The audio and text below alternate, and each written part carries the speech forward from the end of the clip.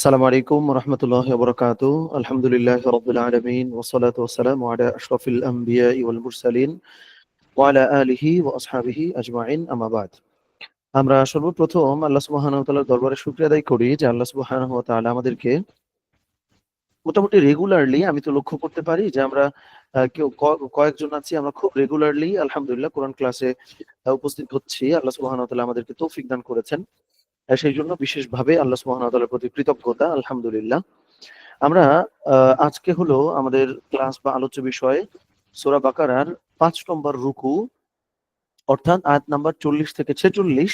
আর আমাদের হালাকার আজকে হলো ৬ নম্বর পর্ব আমরা শুরু করতে যাচ্ছি। আমাদের আচ্ছা, স্ক্রিনটা দেখা যায় কিনা, আমাকে শোনা যায় কিনা, এই দুইটা জিনিস একটু জানালে আমি বোধহয় আলোচনায় যেতে পারি ইনশাআল্লাহ। একটু কেউ জানান।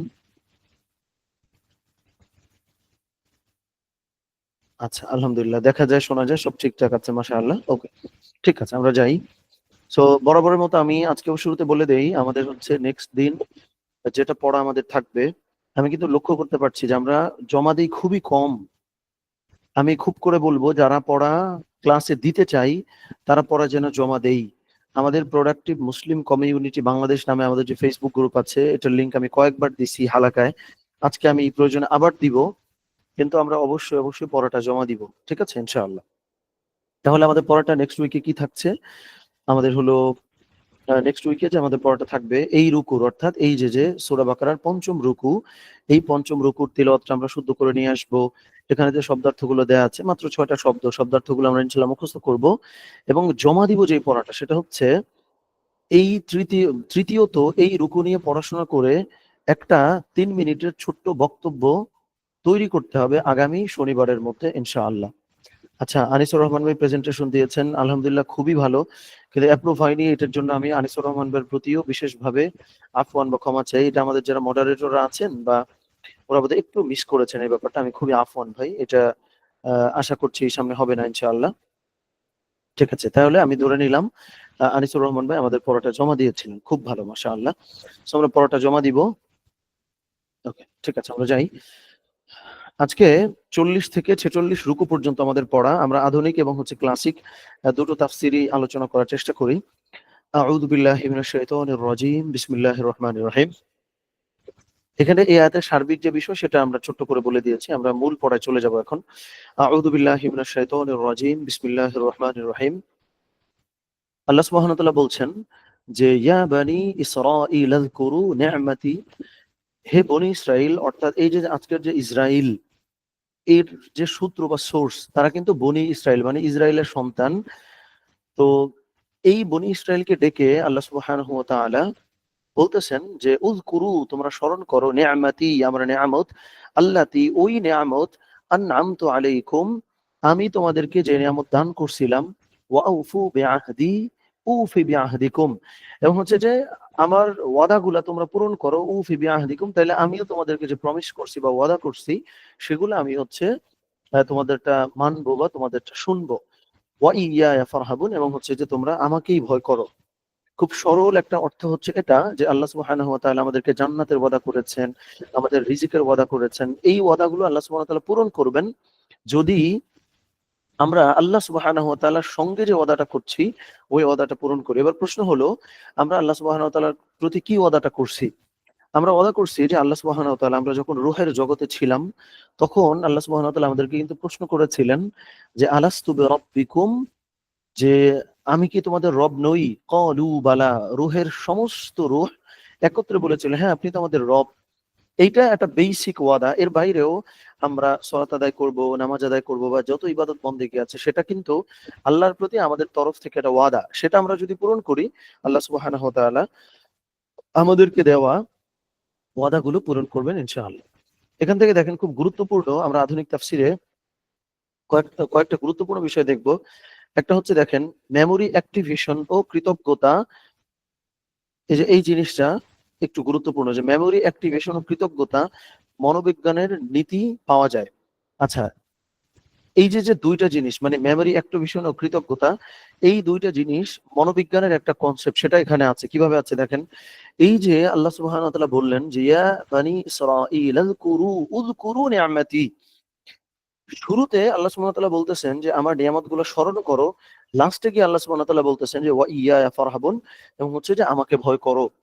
তার মানে হইতেছে, দেখেন, পিতামাতা অনেকবার অনেক সময় বলে বসেন যখন আমরা কথাবার্তা শুনি না, যে এত কষ্ট করে তোদেরকে পেলে পুষে বড় করলাম, এত কিছু তোদেরকে দিলাম, তোরা আমাদের কথা শুনবি না।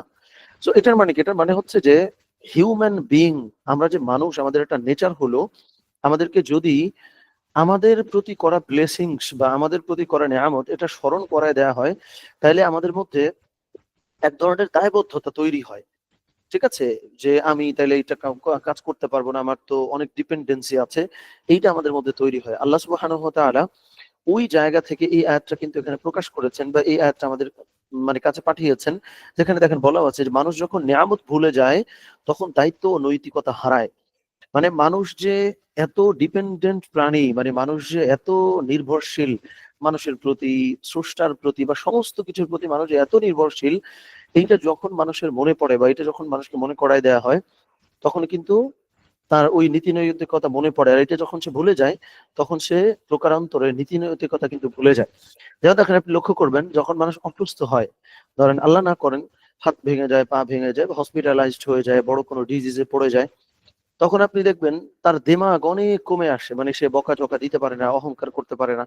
কারণ সে দেখে যে ওষুধটা কেউ একজন আমাকে খাওয়াই দিচ্ছে। মানে এত বেশি ডিপেন্ডেন্সি তার অন্যের প্রতি তৈরি হয় যখন সে হসপিটালাইজড হয়। তখন দেখবেন তার স্বর অনেক মৃদু হয়ে যায়, কোমল হয়ে যায়, সে খুব কুল অ্যান্ড কাম হয়ে যায়।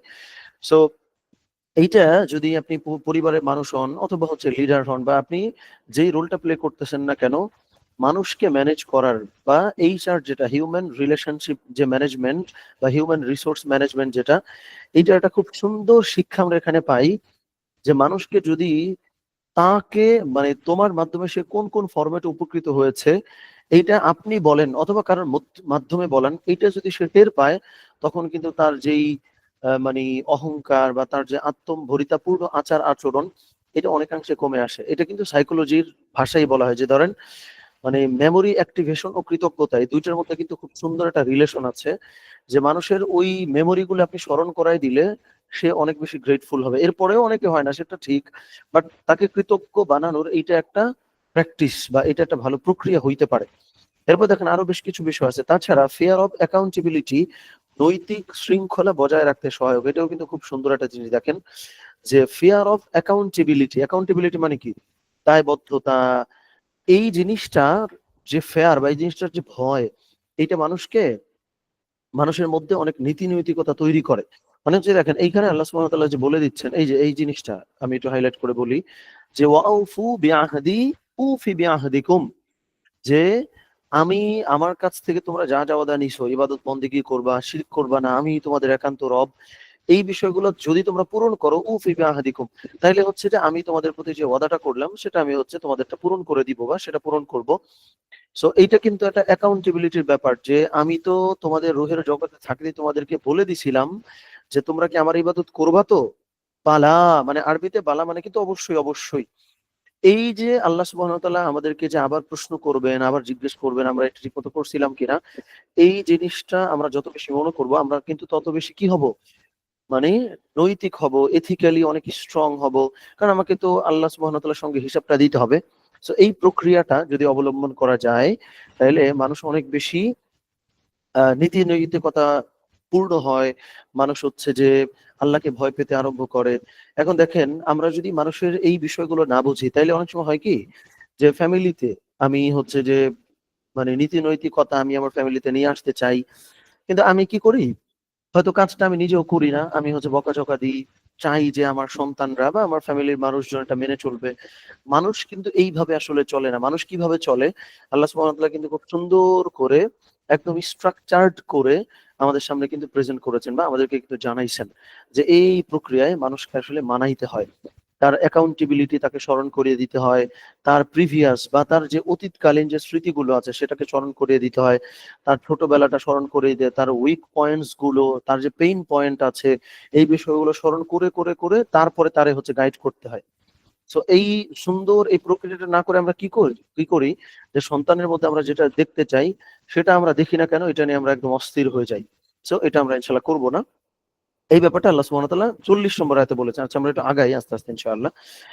41 নম্বর আয়াতে আল্লাহ সুবহানাহু ওয়া তাআলা বলেছেন যে ওয়া আমিনু বিমা আনজালতু মুসাদ্দিকাল লিমা মাআকুম ওয়া লা তাকুনু আউওয়ালা কাফিরিন বিহ। যে আমরা বা আমি তোমাদের কাছে যা নাজিল করছি বা তোমাদের উপরে যা নাজিল করছি, যেটা তোমাদের অলরেডি তোমাদের কাছে আছে যা, সেটার কিন্তু সত্যায়নকারী এই ব্যাপারটার প্রতি তোমরা ঈমান আনো। ওয়ালা তাকুনু আউওয়ালা কাফিরিন বিহ, এবং হচ্ছে তোমরা প্রথম অস্বীকারী হইও না। মানে ইসলামের যে প্রথম দিকে যেই মানে দাওয়াত রাসূলুল্লাহ সাল্লাল্লাহু আলাইহি ওয়াসাল্লাম দিচ্ছিলেন সেটা। এটার মানে কি, আমি মানেটা বলি দেখেন। দুইটা খুব গুরুত্বপূর্ণ জিনিস আছে। এই যে এটা মুসাদ্দিকাল লিমা মাআকুম, যে তোমাদের কাছে যা আছে সেটার সত্যায়নকারী। হোয়াট ডাজ ইট মিন? এটার অর্থটা আসলে কি? এটার মানে হচ্ছে, দেখেন আল্লাহ সুবহানাহু ওয়া তাআলা আহলে কিতাব বলতে যাদেরকে বোঝানো হয় যে তাদের কাছে পূর্বে মানে রসুল এসছেন, নবীরা এসছেন, তাদের কাছে কিতাব এসছে, সমস্ত কিছু কিন্তু মানে পূর্বেও তাদের কাছে এসছিল। সো পূর্বেকার কিতাবগুলোতে আল্লাহ সুবহানাহু ওয়া তাআলা তাওহীদের কথা বলেছেন, শিরকের কথা বলেছেন, রিসালাতের কথা বলেছেন, সবই কিন্তু বলছেন। এখন আল কোরআনে আল্লাহ সুবহানাহু ওয়া তাআলা কি অনেক বেশি নতুন জিনিস বলছেন? না। এই জিনিসটাই আল্লাহ সুবহানাহু ওয়া তাআলা বললেন যে তোমাদের দেখো বিশ্বাস করাটা অনেক ইজি হবে। তোমাদের কাছে অলরেডি যেটা আছে, আমি এখন যেটা পাঠাইলাম, এটা তো ওটাকে সত্যায়নই করছে। সুতরাং তোমরা এটার প্রতি ঈমান আনো। ওয়ালা তাকুনু আউওয়ালা কাফিরিন বি, একদম কাফেরদের প্রথম সারির কাফের তোমরা হইও না, যাদের কাছে অলরেডি কিতাব আছে। তোমরা জেনে বুঝেও এই ভুল কাজটা কইরো না, কেবলমাত্র অহংকারের বশবর্তী হয়ে যে আমাদের বংশ থেকে তো নবী আসে নাই, তাহলে হচ্ছে অন্য বংশ থেকে নবী আসছে, এটা মানবো কেন? অথচ তোমাদের কাছে এক্সিস্টিং যে কিতাব, এইটার সঙ্গে আমি নতুন যে কোরআন পাঠাইছি, এটা তো একই জিনিস, এটা তো সত্যায়ন করছে। তোমরা অহংকারের বশবর্তী হয়ে একদম প্রথম কাফেরটা তোমরা আসলে হয়ে না। এখানেও কিন্তু খুব গুরুত্বপূর্ণ একটা জিনিস আছে, আমি বলি দেখেন। এই পরবর্তী অংশটা বলে তারপরে যাই। ওয়ালা তাশতারু বিআয়াতি সামানান কলিলা ওয়া ইয়া ফাত্তাকুন। ওয়ালা তাশতারু বিআয়াতি সামানান কলিলা, আমার আয়াতের বিনিময়ে তোমরা সামান্য মূল্য গ্রহণ কইরো না। ওয়া ইয়া ফাত্তাকুন, এবং হচ্ছে আমাকে ভয় করো। এখন আসেন, একটু আগে আমি যেটা বললাম এটার সঙ্গে এটার একটা কানেকশন বা এটার একটা আহ, মানে সম্পৃক্ততা আছে, আমি সেটা বলি। দেখেন, একটু আগে আমি বললাম যে মানুষকে আপনি যদি ম্যানেজ করতে চান, মানুষকে কিভাবে চালাবেন, মানুষের মধ্যে আপনি যেটা তার মধ্যে দেখতে চান সেইটা কি করে আপনি দেখবেন, এইটার যে পদ্ধতি সেটা আসলে কি, সেটা হচ্ছে আল্লাহ সুবহানাহু ওয়া তাআলা সূরা বাকারার 41 নম্বর আয়াতে বলতেছেন যে মুসাদ্দিকাল লিমা মাআকুম, যে তোমাদের কাছে অলরেডি যেটা আছে সেটার সত্যায়নকারী আমি তো কোরআনটা পাঠিয়েছি, এই কোরআনটা তোমরা মানো। এটার একটা সুন্দর মিনিং হচ্ছে এটা, যে আমরাও যখন মানুষকে একটা কিছু করাইতে চাইবো বা মানুষকে একটা কিছু মানাইতে চাই, এইটার একটা রীতি হলো অলরেডি। আচ্ছা একটা মিনিট, একটা মিনিট আমাকে একটু সময় দেন। আমাদের এটা বোধহয় চলে গেছে। আচ্ছা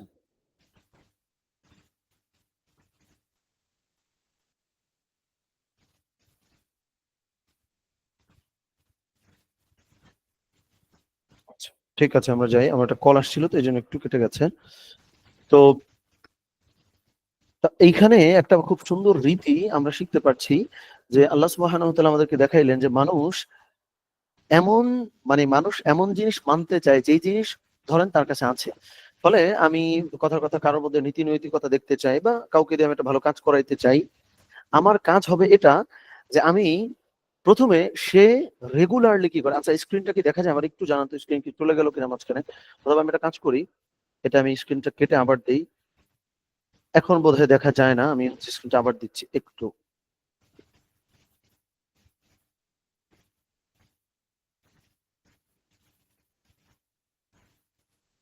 আচ্ছা এখন আমার আবার একটু জানান তো যে স্ক্রিনটা এখন দেখা যায় কিনা, একটু লিখে জানান আমাদের, মানে কথা শোনা যায় কিনা। আচ্ছা আলহামদুলিল্লাহ দেখা যায়। সো এখানে আল্লাহ সুবহানাহু ওয়া তাআলা বললেন যে মানুষকে দিয়ে তুমি যদি কোনো একটা কিছু করাইতে চাও, তাহলে কাজ হচ্ছে সে অলরেডি কি করে, অলরেডি কি বিশ্বাস করে, অলরেডি সে কি পছন্দ করে, ওই পছন্দের সঙ্গে অ্যালাইন করে বা ওই পছন্দের সঙ্গে মেলে মিলে তারপরে তার তুমি নতুন একটা কিছু বলো, তাহলে সে এটারে অনেক বেশি ওন করতে পারবে, এটা সে আপন মনে করতে পারবে। এটা কিন্তু মানুষ গড়ার বা মানুষকে কিছু একটা মানে বলে করানোর এটা খুব সুন্দর পদ্ধতি। সো এটা জাস্ট আগেরটার সাথে মিলে আমি বললাম। এবার আসেন, এই আয়াতের আধুনিক তাফসীর কি আছে? একটু আগের সাথে যদিও মিলবে এটা, এটি নৈতিক সাহস এবং ইন্টিগ্রিটির শিক্ষা দেয়। আজকের সমাজে অনেক সঠিক তথ্য লুকায় অথবা অর্থ বা পদের জন্য সত্য বিক্রি করে, মানে নিজের মূল্য বিসর্জন দেয়। এটা খুব গুরুত্বপূর্ণ, এটা পরের আয়াতের সাথে মিলবে, আমি তাও ছোট্ট করে একটু বলি। দেখেন এইখানে এই যে দ্বিতীয় অংশে আল্লাহ সুবহানাহু ওয়া তাআলা যেটা বলেছেন যে ওয়ালা তাশতারু বিআয়াতি থামানান কলিলা, যে আমার আয়াত তুমি সামান্য মূল্যে বিক্রি করে দিও না। এটার মানে কি? এটার মানে হচ্ছে টাকার অভাবে তুমি তোমার নীতি নৈতিকতা বিসর্জন দিও না। সো এখান থেকে আমরা জাস্ট এই জিনিসটা দেখলাম বা এই পয়েন্টটা দেখলাম। 42 নম্বর আয়াতটা দেখেন, যেহেতু দুটো মিল আছে আমি একবারে আলোচনাটা করি। 42 নম্বর আয়াত আল্লাহ সুবহানাহু ওয়া তাআলা বলতেছেন যে ওয়ালা তালবিসুল হাক্কা বিল বাতিলি ওয়া তাকতুমুল হাক্কা ওয়া আনতুম তা'লামুন। মানে আল্লাহ সুবহানাহু ওয়া তাআলা বলতেছেন এখানে দুইটা জিনিস, একটা হচ্ছে যে আপনি সত্যটা গোপন করতেছেন, আরেকটা হলো না সত্যটা বলতেছেন কিন্তু ওটার সাথে মিশায়া তারপর সত্যটা বলতেছেন। আমি নাম মেনশন করেই বলি, ধরেন বাংলাদেশের খুবই মানে বলা যায় নাম্বার ওয়ান গণমাধ্যম, ধরেন প্রথম আলো বা ডেইলি স্টার, এরা কোনটা করে আমি বলি, মানে আমি যেহেতু মানে গণমাধ্যম বা সাংবাদিকতা বা জার্নালিজম নিয়ে আলহামদুলিল্লাহ পড়াশোনা করেছি দীর্ঘদিন। সো ওয়ালা তালবিসুল হাক্ক, এরা হলো ডিরেক্ট আপনি বলতে পারবেন না যে ওরা ভুল তথ্য দিছে। ওরা হলো কি করে, ওয়ালা তালবিসুল হাক্কা বিল বাতিলি, এটার সাথে মানে সত্য একটা কিছুর সাথে ওরা মিথ্যাটা একটু মিশায়া এমন ভাবে হেডলাইন গুলা করে যে আপনি ওদের বিরুদ্ধে মামলা করাটা খুব কঠিন, কারণ ওরা তো মিথ্যা কিছু বলে নাই। সো কথাটা ওদের সত্য, মতলবটা খারাপ, এবং এমন ভাবে ওরা ওটা রিপ্রেজেন্ট করে যে আপনি ওদের বিচারও করতে পারবেন না। ওকে, দ্বিতীয়টা ওয়াতাকতুমুল হাক্কা, এবং হচ্ছে যে মানে সত্যটা তোমরা গোপনও কইরো না, ওয়া আনতুম তাআলামুন, একদম জেনে বুঝে। এখানেই আছে দেখেন এই যে আজকের মিডিয়া ম্যানিপুলেশন, মানে মিস ইনফরমেশন ও প্রোপাগান্ডা। ইনফরমেশন তো ধরেন মিস ইনফরমেশন আছে, ডিস ইনফরমেশন আছে, এরকম নানান রকম ইনফরমেশন কিন্তু আছে। সো আল্লাহ সুবহানাহু ওয়া তাআলা খুবই সুন্দর করে একদম সূরা বাকারার মধ্যেই 100রও কম আয়াতের ভিতর, মানে 42 নম্বর আয়াতেই পরিষ্কার করে বর্তমানে যেটা চলতেছে এক্সাক্ট জিনিসটা আল কোরআনে কিন্তু 1400 বছর আগে আল্লাহ সুবহানাহু ওয়া তাআলা আমাদেরকে জানাই দিয়েছেন যে এই জিনিসটা সমাজে আসলে ঘটে। যেটা তখন কারা করতো? তখন করতো এই যে দেখেন পেছনে যাদের কথা আল্লাহ সুবহানাহু ওয়া তাআলা বলেছেন যে জেনে বুঝে জাস্ট অল্প কিছু টাকার জন্য ওরা সত্যটা গোপন করতো। ইভেন ওরা কি কি করতো আমি বলি, দেখেন ইহুদিরা মানে তৎকালে ওরা ওদের যেই মানে ফলোয়াররা ছিল, ধরেন ওদের যে ধর্মগ্রন্থ ইহুদি বা খ্রিস্টান, ওদের যে ফলোয়াররা ছিল তাদের সামনে কোরআন মানে ওদের যে ধর্মগ্রন্থ তাওরাত বা হচ্ছে ইনজিল, ওইটার অনেক কিছু বিষয় ওরা ওদের কাছেই প্রকাশ করতো না। কারণ ওখানকার অনেক কিছু যদি প্রকাশ করে ফেলে তাইলে ওদের ফলোয়াররা যদি কোরআন মানা শুরু করে দেয়, এই জিনিসটা ওরা চাইতো না। ফলে আল্লাহর পক্ষ থেকে আসা ওদের কাছে বিদ্যমান যে ধর্মগ্রন্থ সেটাকে ওরা নানান ভাবে ম্যানিপুলেট করে তারপরে হচ্ছে মানুষের সামনে কিন্তু উপস্থাপন করতো বা প্রেজেন্ট করতো। আল্লাহ সুবহানাহু ওয়া তাআলা এটাকে মানে একদম সাংঘাতিক ভাবেই আল্লাহ সুবহানাহু ওয়া তাআলা এটা নিষিদ্ধ করে দিলেন যে ওয়ালা তালবিসুল হাক্কা বিল বাতিলি, যে তোমরা সত্য মিথ্যা তো মিশাবা নাই, মানে ওয়াতাকতুমুল হাক্কা, সত্য তো গোপন করা যাবেই না। এটা সূরা বাকারার 42 নম্বর আয়াতে আল্লাহ সুবহানাহু ওয়া তাআলা কিন্তু আমাদেরকে জানিয়েছেন। ওকে, দেখেন তথ্য গোপন বা বিকৃত করা মানুষের আস্থা ধ্বংস করে ফেলে। সো যেটা অলরেডি হচ্ছে, যে আমরা ধরেন মানে নিউজে আসছে মানে হলো একটা টাইমে মানুষ মনে করতো যে এইটা কি কি ঘটছে, ধরেন আপনি এক জায়গায় যে একটা কথা বললেন সেই কথাটাকে পাকাপোক্ত করার জন্য আপনি হয়তো গণমাধ্যমের কোনো একটা রেফারেন্স দিতেন যে অমুক জায়গায় আমি দেখছি। এটা আগে ছিল।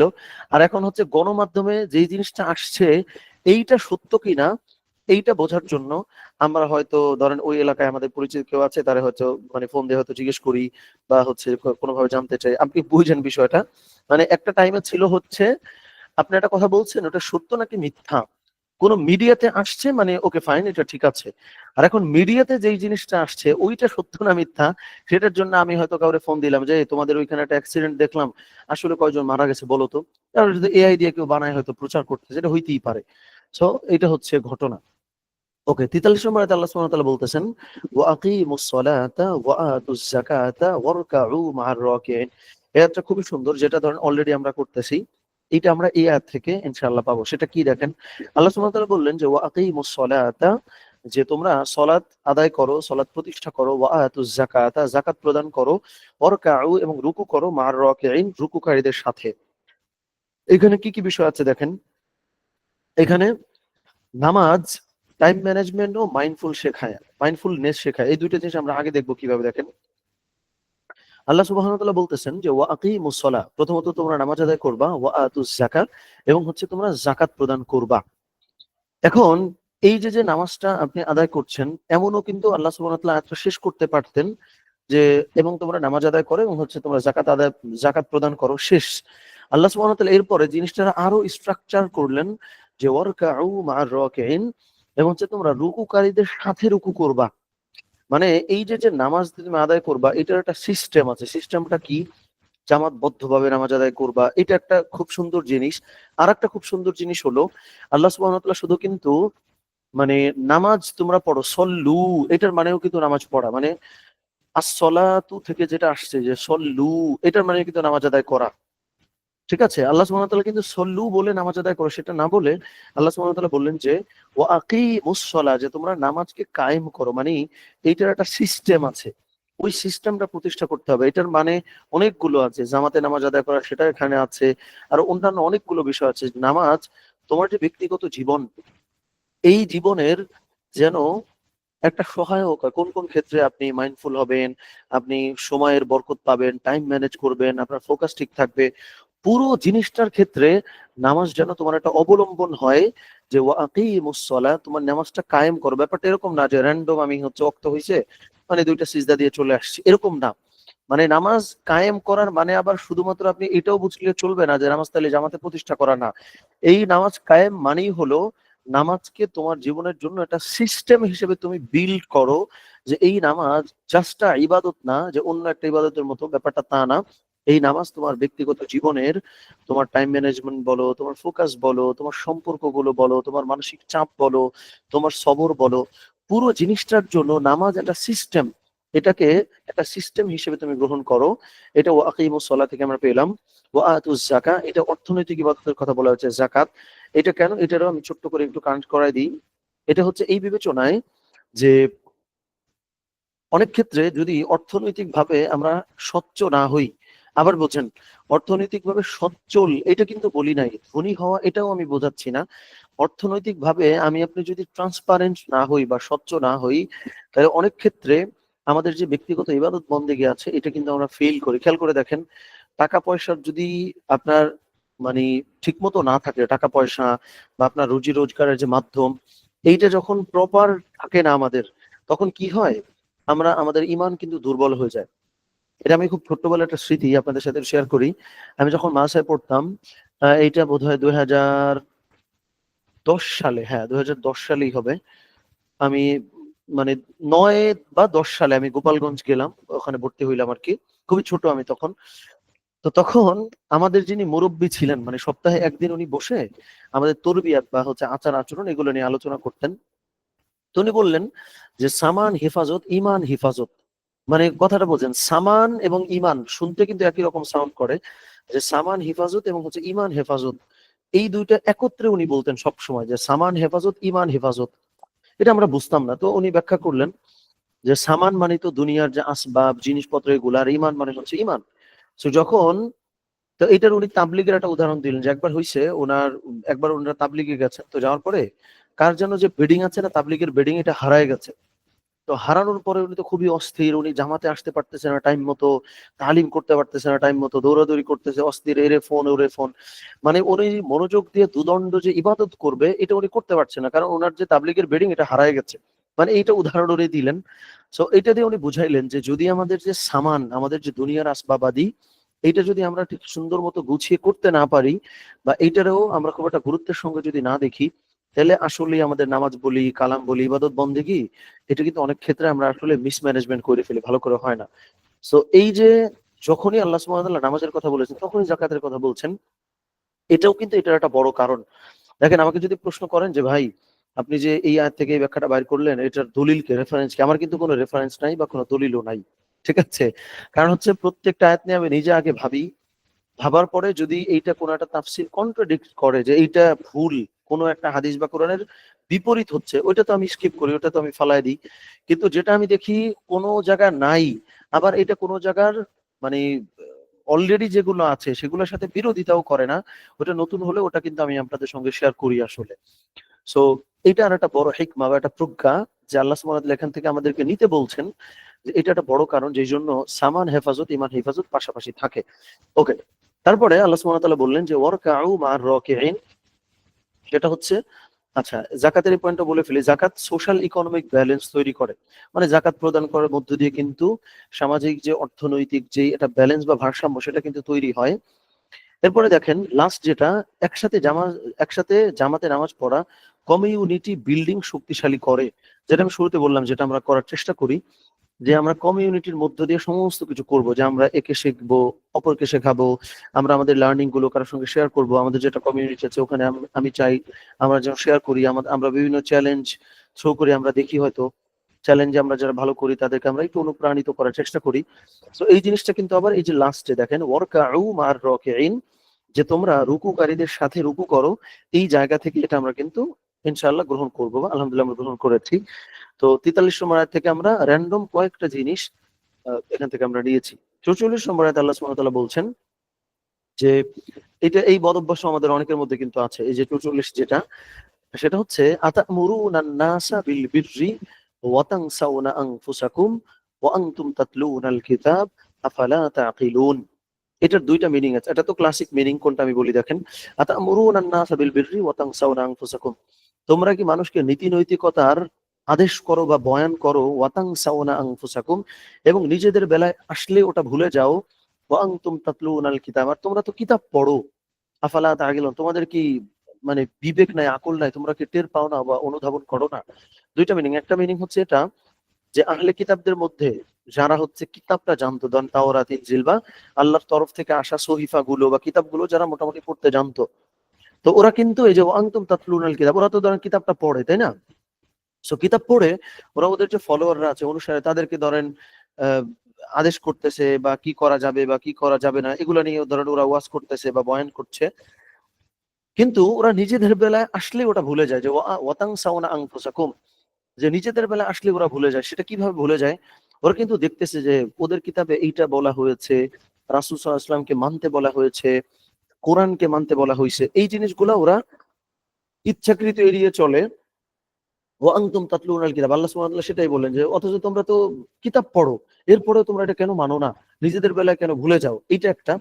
আরেকটা মানে হলো, বর্তমানেও আপনি দেখবেন এই জিনিসটা, যে আজকে একজন বাবা বা একজন মা, সে ফোন টিপছে আর তার সন্তানকে বলতেছে, বলতেছে না একরকম, মানে মারছে, যে ফোন ধরো কেন, সারাদিন ফোন টেপো কেন, গেম খেলো কেন।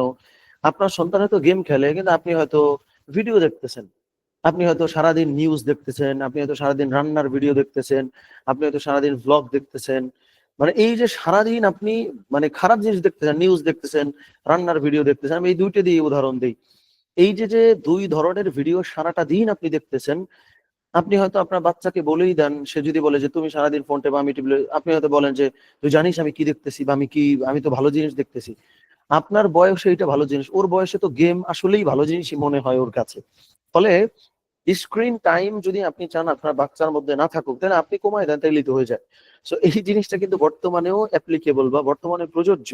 খুব সুন্দর করে দেখেন আল্লাহ সুবহানাহু ওয়া তাআলা, আমি একটু বলি, আতা'মুরুনান নাসা, যে মানুষগুলারে তুমি আদেশ করতেছো বিল বিররি, ভালো কাজ করার, ওয়া তানসাউনা আনফুসাকুম, তানসাউনা মানে ভুলে যাও, নিজেদের ব্যাপারে ভুলে যাও, ওয়া আনতুম তাতলুনাল কিতাব, আর কিতাব পড়ো, তোমরা বই পড়ো, আর্টিকেল পড়ো, ডাক্তার তোমাদেরকে বলে তোমরা সব জ্ঞান অর্জন করো, কিন্তু নিজে ঠিকই আনহেলদি ফুড খাও, নিজে ঠিকই ফোন টোন চালাও, কিন্তু তোমার অনুসারে যারা আছে, তোমার আন্ডারে যারা, তাদের মধ্যে এই জিনিসটা চলে আসবে, এটা চাও, এটা কিন্তু হবে না। বা বক্তা হিসেবে তুমি ওয়াজ করতেছো, কিন্তু এই আমল তোমার মধ্যে নাই, এটাও কিন্তু হবে না। এই জিনিসটাই এখানে বলা, দেখেন এটি এথিক্যাল লিডারশিপ ও সেলফ কনসিস্টেন্সির শিক্ষা দেয়।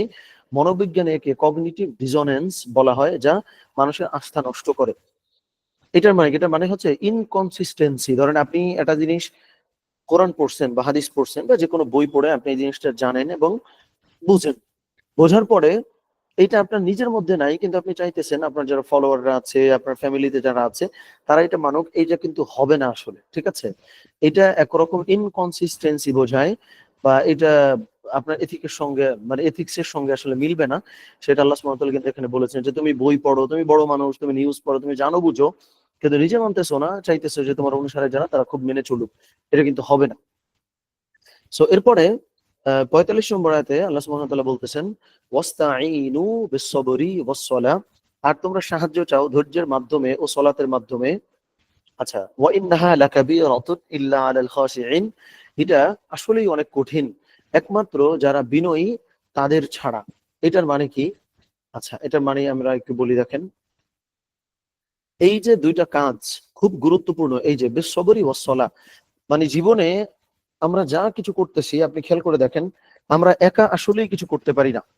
আমি আবারও বলি, জীবনে আমরা যখন যেটা করতেছি মানুষ হিসেবে আসলেই একা আমরা কোনো কিছুই কিন্তু করতে পারি না। সব ক্ষেত্রে আমাদের কিন্তু সাহায্য লাগে। তো আল্লাহ সুবহানাহু ওয়া তাআলা বললেন যে এই যে যে সাহায্যটা তোমাদের লাগবে, এই সাহায্যটা তোমরা সবরের মাধ্যমে চাইবা আর সলাতের মাধ্যমে চাইবা। মানে আমরা অনেকে এটা মিসকোট করি এই জায়গাটাতে, যে ওয়াস্তাঈনু বিস-সবরি ওয়াস-সালাহ। যখনই এই আয়াত নিয়ে আলোচনা করা হয় আমরা অধিকাংশ যেটা করি যে এই আয়াতে বোধহয় আল্লাহ সুবহানাহু ওয়া তাআলা সবর করতে বলেছেন আর হচ্ছে সলাত আদায় করতে বলছেন। আপনি আবার একটু বোঝার চেষ্টা করেন যে ওয়াস্তাঈনু বিস-সবরি ওয়াস-সালাহ, এই আয়াত যখনই আমরা পড়ি তখনই আমরা বলার চেষ্টা করি যে আল্লাহ সুবহানাহু ওয়া তাআলা নামাজ আদায় করতে বলছেন, নামাজ আদায় করতে বলছেন। কিন্তু এইখানে আয়াতের শুরুর অংশের দিকে একটু লক্ষ্য করতে হবে বা তাকাইতে হবে যে আয়াতের শুরুতে কিন্তু ওয়াস্তাঈনু, আল্লাহ সুবহানাহু ওয়া তাআলা সাহায্য চাইতে আদেশ করছেন। মানে এইখানে মূলত এই আয়াতের মূল মেসেজ কিন্তু সবরও না সলাতও না। এই আয়াতের মূল মেসেজ হলো ওয়াস্তাঈনু, সাহায্য চাওয়া। এবার আসো, সাহায্য চাওয়ার মাধ্যম হিসেবে তোমরা সবর এবং সলাত এই দুইটাকে মাধ্যম হিসেবে ইউজ করবা। কথা বোঝা গেল? মানে আমরা যে জীবনটা যাপন করি আপনি লক্ষ্য করে দেখেন, আপনি কোনো কিছু আসলেই একা পারেন, কিচ্ছু পারেন না। মানে আপনার কেউ হয়তো রান্না করে দিচ্ছে, কেউ হয়তো আয় করে দিতেছে, বা রান্না করে দেওয়ার পরে আয় করে দেওয়ার পরে সেটা আপনি আপনার হাত দিয়ে খাচ্ছেন, খাওয়ার জন্য একটা প্লেট লাগতেছে, প্লেট তো ভাই আপনি বানাইতেই পারেন না। মানে আমরা যারা আজকের ক্লাসে আছি আমি ধরেই নিচ্ছি আমরা কেউ তো প্লেটের কারিগর না। অথচ আপনি সারাটা জীবন খাবার খেয়ে আসছেন, প্লেট ওটা তো বানাইতেই পারেন না। সারাটা জীবন পানি খেয়ে আসছেন, যে পাত্রে পানি, তো ওই ওই গ্লাস তো আপনি বানাইতে পারেন পারেন না। তো ফ্যাক্টরিতে কিভাবে গ্লাস বানাই এটা আপনি জানেনই না। আপনি যেই পানিটা খান, একটা ফিল্টার ধরেন, যে কোনো একটা ফিল্টার, পিউরিট বা যে কোনো একটা ফিল্টার, এই ফিল্টারের যে মেকানিজম কিছুই তো আপনি বোঝেন না। আপনি যে ইলেকট্রিসিটি চলেন, এই ইলেকট্রিসিটি আসে আর একটা সোর্স থেকে। আপনি খেয়াল করে দেখেন পৃথিবীতে মানুষ হলো সব থেকে মানে উইকেস্ট, মানে প্রাণী, একদম দুর্বল প্রাণী। আবার এরা সার্ভাইভাল অফ দা ফিটেস্ট, আবার এরা ধরেন টিকেও আছে। সো আমরা মানুষ হিসেবে সব থেকে দুর্বল, মানে একদম দুর্বলতম। আবার পৃথিবীতে সব চলে গেছে, আমরা ধরেন টিকেও আছি। এটার মানে কি? এটার মানেই হচ্ছে আমরা অনেক বেশি অ্যাডজাস্ট করতে পারি, আমরা মানুষের সাহায্য চাইতে পারি। এই জিনিসটাই কিন্তু আল্লাহ সুবহানাহু ওয়া তাআলা বলছেন যে ওয়াস্তাঈনু, তোমরা সাহায্য চাও কিসের মাধ্যমে? বিস-সবরি ওয়াস-সালাহ, সবর এবং সলাতের মাধ্যমে। সেটা কি? আচ্ছা, এটা আমরা একটু নিচের দিকে যায় বলবো। এবার এই জিনিসটা সম্পর্কে আল্লাহ সুবহানাহু ওয়া তাআলা আবার বলে দিলেন যে ওয়া ইন্নাহা লাকাবীরাতুন, যে ওয়া ইন্নাহা লাকাবীরাতুন, এটা লাকাবীরাতুন অনেক কঠিন, ইল্লা আলাল খাশিঈন, একমাত্র যারা বিনীত জন বা বিনয়ী, যারা আল্লাহকে ভয় করে বা যাদের মধ্যে ভয় আছে তাদের ছাড়া। আমার মনে হয় যে এই একটা আয়াত আপনার জীবনের সমস্ত কিছু কিন্তু বলে দিতেছে। খেয়াল করে দেখেন, আল্লাহ সুবহানাহু ওয়া তাআলা বলতেছেন যে তুমি জীবনে যাই করবা মানে সাহায্য চাইতেই তোমাকে হবে। এবং আল্লাহ সুবহানাহু ওয়া তাআলা আবার লাস্টে বলে দিলেন এই সাহায্যটা ওটা কিন্তু খুবই টাফ। এই মানে সাহায্য চাওয়াটা খুবই টাফ সবর এবং সলাতের মাধ্যমে। মানে রেগুলারলি আপনি নামাজ আদায় করবেন, রেগুলার আপনি সবরও করবেন। মানে হলো আপনি আল্লাহর কাছে মানুষের কাছে সাহায্য চাইতেই থাকবেন, চাইতেই থাকবেন, চাইতেই থাকবেন। আবার আপনি নামাজও পড়তে থাকবেন, সবরও করতে থাকবেন। এই যে যে একটা প্রক্রিয়া, মানে পুরো জিনিসটা একটু ব্যালেন্স, যে এমনও না যে আপনি শুধু নামাজ পড়তে থাকবেন, আল্লাহর কাছে বলতে থাকবেন বলতে থাকবেন, ব্যাপারটা তাও না। আপনি আবার সবরও করবেন। এই সবর করা মানে কি? আমরা মনে করি যেটা আমি কিছু বলবো না, এটা না কিন্তু। এই সবর করা মানে হচ্ছে ওই যে বিনীতদের জন্য ছাড়া যেই কাজটা কঠিন, যে আপনি মানুষের কাছে সাহায্য চাইবেন, মানুষের কাছে ওই জিনিসটা শিখতে চাইবেন, মানে এই জিনিসটা খুবই কমপ্লিকেটেড। আসলে আমিও যে খুব সিম্পলিফাই করে বোঝাতে পারছি ব্যাপারটা তা না। বাট আমার মনে হয় যে আপনারা নিজেরা একটু চিন্তা করলেও এটার গভীরতা বা এটার ডিপ সম্পর্কে জানতে পারবেন, যে আল্লাহ সুবহানাহু ওয়া তাআলা সারা জীবন হয়তো আমরা দেখে আসছি এখানে বোধহয় নামাজের কথা বলছেন, আমাদের কথা বলছেন, আসলে না। এখানে আল্লাহ সুবহানাহু ওয়া তাআলা বলছেনই ওয়াস্তাঈনু, মানে নামাজের কথা বললে এটা কিন্তু শুরুতে থাকতো, যে ওয়াস্তাঈনু, তোমরা সাহায্য চাও সবর এবং সলাতের মধ্য দিয়ে। আর এই কাজটা খুব কঠিন। তার মানে আপনার যে যাপিত জীবন, এই পুরো জিনিসটা, এই পুরো জীবনটা চলবেই হলো এই জিনিসগুলোর ভেতর দিয়ে। আপনি সাহায্য চাইবেন, আপনি সবর করবেন, আপনি সলাত আদায় করবেন। আবার এই পুরো জিনিসটা করার জন্য আপনার বিনয়ী হইতে হবে। এমন না যে আপনি একাই সব বুঝতেছেন, একাই সব পারতেছেন, একাই সব করতেছেন। এই ধরনের মেন্টালিটি আপনার যদি থাকে তাইলে আপনি আসলে এই জিনিসটা পারবেন না। সেটা আল্লাহ সুবহানাহু ওয়া তাআলা লাস্টে বলেও দিচ্ছেন, যেটা খুব কঠিন কাজ। সেখানে দেখেন এটি স্ট্রেস ম্যানেজমেন্ট ও ইমোশনাল রেগুলেশনের কোরআনিক পদ্ধতি। ঠিক আছে? এটা আরেকটু সিম্পলিফাই করে আমরা বললাম যে আপনি খুব খারাপ সময় পার করতেছেন, খুব চাপের মধ্যে আছেন, বা ইমোশনাল রেগুলেশন, আপনার যে আবেগ, আপনার যে মন, এটাকে আপনি যদি কন্ট্রোল করতে চান, কোরআনিক পদ্ধতি হলো আপনি নামাজে আল্লাহর কাছে চাইতে থাকবেন এবং সবর করতে থাকবেন। তাহলেই আপনার এই প্রবলেমটা সলভ হয়ে যাবে ইনশাআল্লাহ। নামাজ মানসিক শান্তি দেয়, দীর্ঘমেয়াদী লক্ষ্য অর্জনে সাহায্য করে। ওকে, সর্বশেষ আমরা যাই। আমরা তো আলোচনাটা লম্বা করে ফেলেছি দেখে এই অংশটা রিড আউট করছি আমরা একটু দ্রুত। তো এরপরে আল্লাহ সুবহানাহু ওয়া তাআলা বলতেছেন, আল্লাযীনা ইয়াযুন্নুনা আন্নাহুম মুলাকু রাব্বিহিম ওয়া আন্নাহুম ইলাইহি রাজিউন। খুবই সুন্দর ব্যাপারটা দেখেন, যারা বিশ্বাস করে যে তারা তাদের রবের সাক্ষাৎ করবে, সাক্ষাৎকারী, এবং নিশ্চয়ই তারাই প্রত্যাবর্তনকারী। এরা কারা বলেন তো? এই যে দেখেন ৪৫ নম্বর আয়াতে লাস্টে আল্লাহ সুবহানাহু ওয়া তাআলা বলছেন যে ইল্লা আলাল খাশিঈন, বিনীতদের জন্য ছাড়া। এই বিনীতরা কারা? এই যে দেখেন, বিনীতরা হচ্ছে তারা যারা এই বিশ্বাস রাখবে যে আমরা অবশ্যই আল্লাহর কাছে ফেরত যাব, অবশ্যই আমরা আল্লাহর কাছে ফেরত যাব এবং আল্লাহর সাথে অবশ্যই আমরা সাক্ষাৎ করব, যেখান থেকে আমরা পাই হলো পারপাস ড্রিভেন লিভিং এবং লং লং টার্ম অ্যাকাউন্টেবিলিটি। এই দুইটা শব্দ আপনার জীবনের এই যে যে স্ট্রেস, এই যে আমাদের ৪৫ নম্বর আয়াতে ছিল, পুরোটা কিন্তু সলভ করে ফেলে। কিভাবে দেখেন, আমি একটু কানেক্ট করায় দেই। আল্লাহ সুবহানাহু ওয়া তাআলা বলতেছেন, এই যে ধৈর্য ধরা এবং নামাজ আদায় করা, এর মাধ্যমে সহায়তা চাওয়াটা বিনীতদের জন্য ছাড়া খুবই কঠিন। আবার আল্লাহ সুবহানাহু ওয়া তাআলা ক্লিয়ার করে দিলেন যে বিনীতরা কারা? যারা হইতেছে এই বিশ্বাস রাখে যে আরে আমার জীবনে যাই তো হইতেছে, আমি তো আল্লাহর সাথে দেখা করবই, আমি তো আল্লাহর কাছে ফেরত যাবই। এই পারপাস আপনার মানে এই মানে মানসিকতাটা আপনার মধ্যে যখন থাকবে, তখন অনেক বড় বড় জিনিস, যেটা আপনার কাছে বড় লাগে কিন্তু এই জিনিসটা অনেক ছোট হয়ে যাবে। যে ধরেন, আল্লাহ মাফ করেন, আমি নেগেটিভ কথা বলতে চাই, আমি নেগেটিভ কথা জাস্ট বোঝানোর জন্য বলি। আজকে ধরেন মানে রোড অ্যাক্সিডেন্টে, বা রোড অ্যাক্সিডেন্ট না, যে কোনো একটা দুর্ঘটনায় আমি যদি আহ, ধরেন অগ্নিকাণ্ডে কোনো একটা জায়গা ৩টা মানুষ মারা গেছেন বা ৩জন মানুষ ইন্তেকাল করেছেন, এটা কিন্তু খুবই কষ্টের একটা ঘটনা, তাই না? যে অগ্নিকাণ্ডে ৩জন মানুষ মারা গেছেন, এইটা, এবং এই কষ্টে আমি হয়তো স্বাভাবিক জীবনে আসতে আমার সময় লাগবে, এগুলো ভুলতে সময় লাগবে, স্বাভাবিক জীবনে আমি আরো পরে যাব, কারণ আমাদেরকে আল্লাহ সুবহানাহু ওয়া তাআলা তৈরি করেছেন ওইভাবে। কিন্তু সেম জিনিস আপনি যদি আল্লাহর পার্সপেক্টিভে যদি আপনি চিন্তা করেন, তাহলে এই জিনিসটা কিন্তু খুব কঠিন কোনো জিনিস না। কিভাবে কঠিন জিনিস না? আল্লাহর যে দৃষ্টি, মানে আল্লাহর কাছে এই জিনিসটা হচ্ছে এরকম যে একটা দুর্ঘটনা থেকে আল্লাহ সুবহানাহু ওয়া তাআলা ৩জন মানুষকে তার কাছে নিয়ে গেছেন। এই ৩জন মানুষকে তার কাছে নিয়ে তাদেরকে ভালো রাখবেন। তাদের ওসিলায় তাদের যে সংসার, তাদের পিতামাতা, তাদেরকেও ভালো রাখবেন। জান্নাতে তাদের ওসিলা হবে। তারা সুপারিশ করে তাদের পিতামাতাকে জান্নাতে নিয়ে যেতে পারবে। দুনিয়াতে তারা ইন্তিকাল করেছে বলে তার ফ্যামিলি, আল্লাহ মাফ করে, আমি কিন্তু আগেই বলছি যে আমি একটু নেগেটিভ মনে হইতে পারে, আর আপনি যদি পজিটিভলি চিন্তা করেন তাহলে ব্যাপারটা পজিটিভ। যে ওই ৩টা মানুষের ওসিলায় তাদের ফ্যামিলিকে আল্লাহ সুবহানাহু ওয়া তাআলা জান্নাত প্রদান করবেন। আবার ওই ৩টা মানুষ হয়তো সারাটা জীবন আর্নিং করেও হয়তো ৫ লাখ ১০ লাখ টাকা জমানো খুব কঠিন হয়ে যাইতো। কিন্তু সে যে দুর্ঘটনায় আক্রান্ত হয়ে মারা গেল, এর ওসিলায় তার ফ্যামিলি হয়তো ১ কোটি টাকা ক্ষতিপূরণ পেল। যে তার ওই ৩টা মানুষের ওসিলায় তারা বেঁচে থাকলেও হয়তো যেটা করতে পারতো না, তারা চলে যাওয়ার ফলে ওই ৩টা ফ্যামিলি সারাটা জীবনের জন্য কিন্তু এস্টাবলিশড হয়ে গেল। সো এই যে দেখেন, মানে আমরা আমাদের যে ইমোশনাল যে অ্যাঙ্গেল, এর একটু যদি সাইডে রেখে আপনি চিন্তা করেন, ওই ৩টা মানুষের শাহাদাতের বিনিময়ে গ্রেট গ্রেট জিনিস কিন্তু চলে আসছে। এই যে জুলাই অগাস্টে অনেকগুলো মানুষের শাহাদাত বরণ আল্লাহ সুবহানাহু ওয়া তাআলা করিয়েছেন, এর ওসিলায় হয়তো একটা জগদ্দল পাথর আমাদের উপরে বহু বছর ধরে ছিল, এই পাথর কিন্তু নেমে গেছে। আবার ওই যে মানে মানে ৫০০, ১,০০০, ১৫০০ বা ২,০০০ যেই সংখ্যক ভাই এবং বোনেরা শাহাদাত বরণ করলেন, তারাও কিন্তু আল্লাহ সুবহানাহু ওয়া তাআলার কাছে আবার ভালো আছে। মানে শহীদের মৃত্যু তো জান্নাত। আপনি খেয়াল করে দেখেন, এই যে ইমোশনাল যে অ্যাঙ্গেল, এটা একটুখানি সাইডে আপনি রেখেছেন। এই রাখার পরেই আপনি লং টার্মে বিশাল একটা পিকচার আপনার সামনে খুলে গেল, যে ১৫০০ মানুষ জান্নাতে গেল, ১৫০০ ফ্যামিলি এস্টাবলিশড হলো, একটা জাতি একটা জগদ্দল পাথর থেকে মুক্তি পেল। এই জিনিসগুলা কিন্তু বিশাল বিশাল জিনিস। এমনও না মানে ওই যে ১৫০০ মানুষের মৃত্যুর কারণে তারা তো আবার জান্নাতেও গেল, এমনও না যে তারা চলে গেল, মাইনাস হয়ে গেল, তারা খারাপ থাকলো না, তারাও কিন্তু ধরেন ভালো আছে।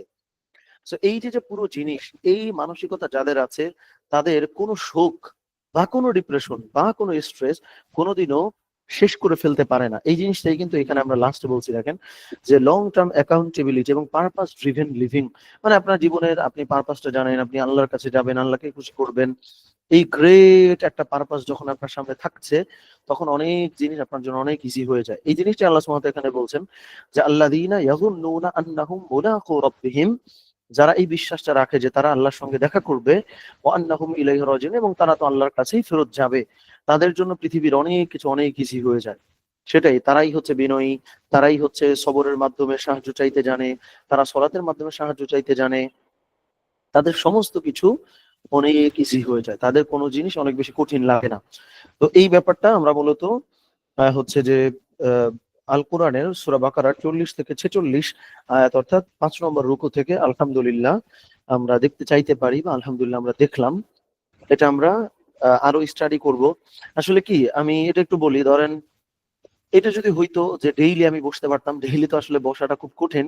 সপ্তাহে ধরেন আমরা একদিন বসছি, অথচ একটা আয়াতেরই কত গভীরে যাওয়া যায় আপনি চিন্তা করছেন?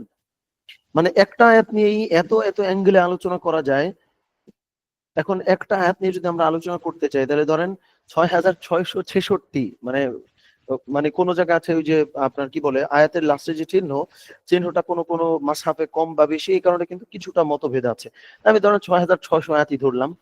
সো 6600 আয়াতের জন্য তো 6600 বার আমাদের বসতে হবে আসলে। সো যাই হোক, সেটা যেহেতু হচ্ছে না, অন্তত আমি খুব করে চাই, যেহেতু আমি অ্যাভারেজ পেলাম যে আমরা মোটামুটি 8 থেকে 10 জন মানুষ একটু সিরিয়াসলি হয়তো পড়াশোনা করার চেষ্টা করি। কোনো ক্লাসে কেউ করি, আবার অন্য ক্লাসে হয়তো সে করতে পারি না।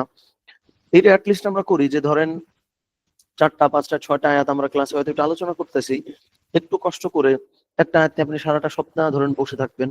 আপনি চিন্তা করবেন, মানে টার্গেট করবেন যে 5টা আয়াত আমি এক এক দিন একটা আয়াতের গভীরে যাব। অনেক মজা পাবেন, সত্যি কথা অনেক মজা পাবেন। এই মজাটা আমি আসলে পাইছি, এটা পাইছি বলেই আমি চাই যে এই মজাটা আরো অনেক মানুষ যেন অংশীদার হোক। এখন আপনি যদি নিজের মধ্যে এটা ছড়ায় না দেন, আপনি যদি এটা নিয়ে না বসেন, না পড়েন, কাউকে যদি না জানান, বা হচ্ছে কাউকে যদি এই টেস্ট আপনি না দেন, আল্লাহ তো আপনাকে প্রশ্ন করবেন যে তুমি তো মানে কোরআনের টেস্ট পাইছো, তুমি বিরিয়ানির টেস্ট পাইছো, তোমার রান্না করে তোমার প্রতিবেশী খাওয়ানোর সুযোগ ছিল, এটা তো তুমি খাওয়াও নাই। তো এই প্রশ্নের উত্তর আমাদের অনেকের কাছে কিন্তু রেডি না। তো এই চেষ্টাটা আমরা ইনশাল্লাহ করব। সো অনেক কমপ্লিকেটেড অনেক জিনিস থাকে, যেটা ধরেন আপনি যদি এইটুকু আশা করেন যে আমি ক্লাসে বললাম, বলার সঙ্গে সঙ্গে আপনি একদম 100% ক্ল্যারিটি পেয়ে যাবেন, এটা কিন্তু হবে না। আপনি নিজে একটু স্টাডি করবেন, নিজে ঘাটাঘাটি করবেন, অনেক অনেক অনেক অনেক চিন্তা, অনেক লার্নিং, যেটা আপনি কোনো বইতে পাবেন না, আল্লাহ আপনাকে দিবেন। সত্যি কথা, আল্লাহ দেন। মানে কেউ যখন কোরআনের সঙ্গে টাইম স্পেন্ড করে, আমি আপনার চ্যালেঞ্জ দিতে পারি, মানে আমি একদম লিখে দিতে পারি, কেউ যদি আমার এই কথা বলে যে আমি কোরআনের সঙ্গে ভাই রেগুলার বসছি কিন্তু আমার মাথায় নতুন চিন্তা আসে না, সেটা মিথ্যাবাদী। আপনি কোরআন নিয়ে রেগুলার বসবেন, আল্লাহ আপনাকে নতুন নতুন ইনোভেশন, নতুন নতুন চিন্তা দেবেন না, এটা হইতেই পারে না। তো এটা আমরা ইনশাল্লাহ করবো, এটা আমি আসলে খুব করে চাই। ওই চাওয়ার একটা অংশ জুড়ে সারা সপ্তাহ তো আপনি কোরআন নিয়ে ইনশাল্লাহ বসবেন, একদিন আমি আপনার সাথে একটু বসতেছি, বাকি 6 দিন আপনি একা একাই বসতেছেন। তো জিনিসটা আমরা এইভাবে দেখার চেষ্টা করি ইনশাআল্লাহ। তো আল্লাহ সুবহানাহু ওয়া তাআলা আমাদের সকলকে তৌফিক দান করেন। আমিন। আমি রেকর্ডিংটা আপাতত একটু অফ করে দিই তাহলে। আমাদের কোনো কোয়েশ্চেন আছে কিনা আমি একটু দেখি। আমি রেকর্ডিংটা আপাতত একটু অফ করি। আমরা সর্বোপরি দোয়া করব, আমরা চেষ্টা করব আমাদের যে ইন্টেনশন, এই ইন্টেনশন সম্পর্কে আমরা যদি সবাই সচেতন থাকি, কোনো কনসেপ্ট হয়তো বুঝবো না, আল্লাহ বুঝাই দিবেন। কোনোটা যেটা বুঝছি তার থেকে বেটার কোনো জিনিস আল্লাহ সুবহানাহু ওয়া তাআলা আমার ব্রেইনে নিয়ে আসবেন। এটা আল্লাহ সুবহানাহু ওয়া তাআলাই করবেন। আমাদের কাছ থেকে দিতে হবে জাস্ট 2টা জিনিস। আমাদের আন্তরিকতা, সিনসিয়ারিটি এটা, আর হচ্ছে টাইম। এটা যদি আমরা দেই তাহলে আল্লাহ সুবহানাহু ওয়া তাআলা এমনিতেই কোরআন আমাদেরকে কি দেবে এটা আল্লাহর দায়িত্ব।